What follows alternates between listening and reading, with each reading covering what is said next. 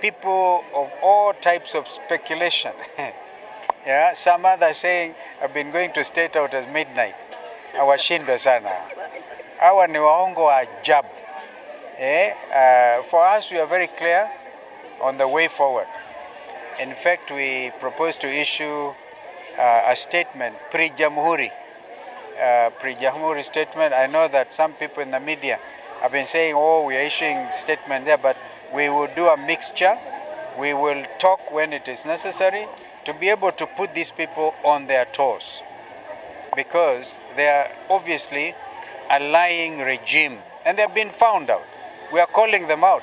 Just in the matter of IEBC, we've been very clear, right, that when Azimio was given 48 hours to forward the name of the candidate to be in the panel that will constitute the IEBC, we had to adhere to the strict timeline by the court. And we gave the name of Dr. Kokimoli. I think she'll be issuing a statement. But there are people who are afraid of our abilities. They want to get user-friendly candidates, all right? So she had herself won the case.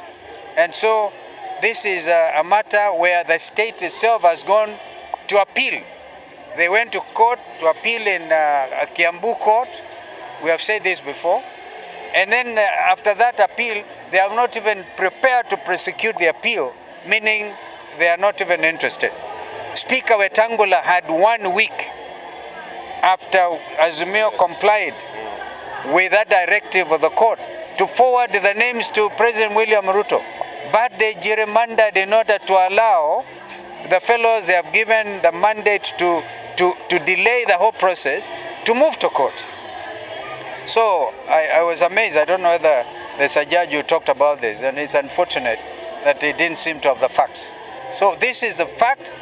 State capture continues, even of the judiciary. The fact they are not even able to move this process forward. So we are calling them out that this is a William Ruto strategy to make sure that there is no IEBC, and therefore continue even the matter, very important matter of the independent electoral boundaries. You see, there was a time limit within which we should now come up with a review of the boundaries. Under NADCO, we had proposed, I think, 15 years.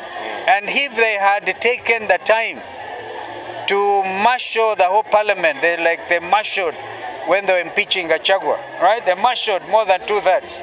They should have marshaled the same to make sure that constitutional amendment was done, so that the country will not be in a crisis, a constitutional crisis. So we join with the church